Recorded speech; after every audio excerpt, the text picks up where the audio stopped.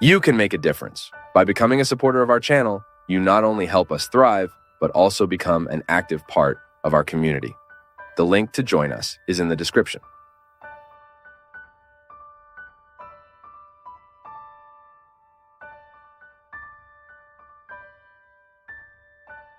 Father Flavio, my name is Emanuele. I'm 17 years old.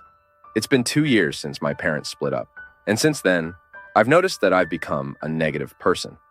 I always catch myself thinking that I've never found someone who will truly love me. And with that comes low self-esteem. I think people will never find me attractive, and I suffer from it, Father. What can I do? Oh, my daughter, the way we perceive ourselves is absolutely important for us to receive the perception that others have of us.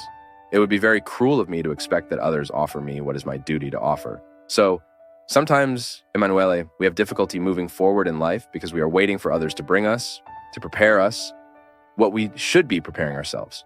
So what is the first reality to be healed? To take a distance from your parents' failed marriage and try to understand that this is not a rule for you. Because sometimes, when I see the failure of my parents' marriage, I tend to think that mine will also be a failed experience. Because it's the closest example we have of ourselves. So we need to air out this dirty laundry. We need to reorient this view. Yes. Okay. I will always have an easier time interpreting the world based on what is being offered to me. So I interpret marriage based on the closest marriage I have. If my parents' marriage didn't work out, I tend to think that all marriages will be like theirs. And no, allow that impression to go away. Look at other models that have worked out. Without the romantic view, please. Marriage can only work out to the extent that we fight for it daily. And they lived happily ever after. That doesn't exist, no. And after you manage to have a vision that corresponds to reality, you work with the possibility that you can also experience that in your life. Loving is possible. Being loved is also possible. But this love only becomes a reality in our lives to the extent that we open ourselves to it, that you offer yourself daily an opportunity to love and be loved. What is self-esteem? It's the first love we experience, isn't it? The first love I experience is not for others, it's for myself. This also belongs to maturity. When you are able to let go of that excess love for yourself, which is typical of a child, because a child cannot share. They don't have emotional, affective, cognitive maturity to give themselves to someone.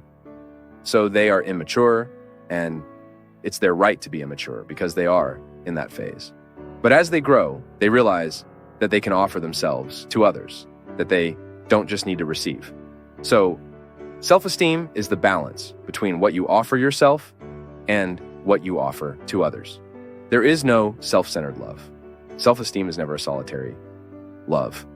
The love I have for myself is always shared with others, but I have to love myself because otherwise I keep giving without offering myself. And then naturally, I create a downfall for myself.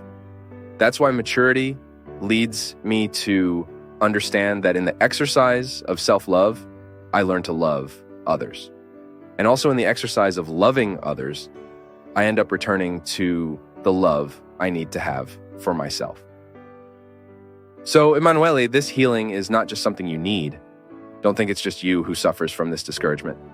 No, many of us suffer from this discouragement, or many of us experience the failure of not being sufficiently loved by ourselves. Yes, I need to love myself sufficiently.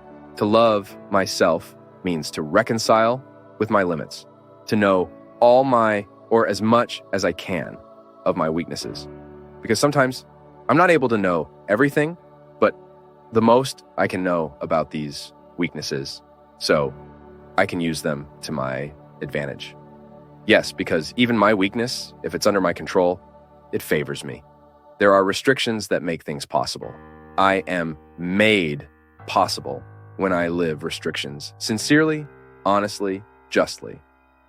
The experience of loving yourself is your first homework assignment.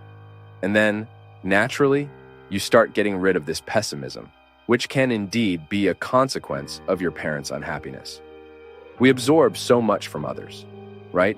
I absorb all the time from the people who pass by me.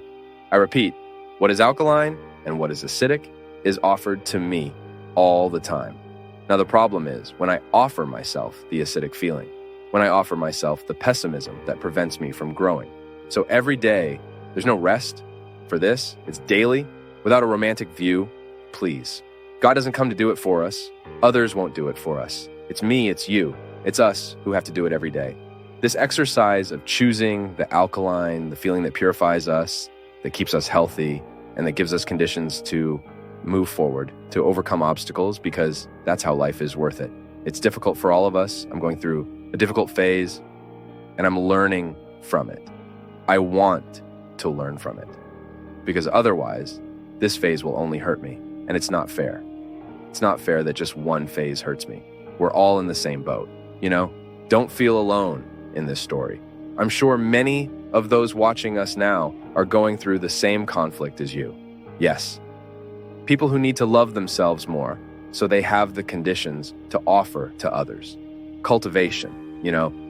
Loving is that. It's offering yourself better cultivation. It's allowing yourself to experience beauty through a book, through a good movie, through a good conversation. Because sometimes we think, oh, I need to love myself already. I think I need to go to the salon to dye my hair, buy clothes. No, that's not it. It can also be no problem. But the exercise of self-love, it goes mainly through what we offer ourselves intellectually. And when I talk intellectually, also think about the emotional dimension, because we don't think intellect disconnected from emotions. When I think about my self-love, I think about the good book I'm reading, the good influences I'm intending, allowing, the painting I'm contemplating, the good music I'm listening to. All of this is self-love. Or the rest I plan, or the meeting I schedule to be with the people I love who make me feel good, that's self-love. And there you give yourself. There you live another dimension. That's why I say there is no self-love, self-contained. No, it naturally puts me at the disposal of others. It's cyclical. I give myself, I offer myself, and naturally offer to others. From others I receive, I return to myself, and so we go. Recycling loves, recycling experiences that mature us. That's it, my friends. Maturity is an everyday, every hour process. And may God bless us in this project. Because, after all, what Jesus did all the time, wherever he went, was to mature the hearts that were before him. May it be the same with us.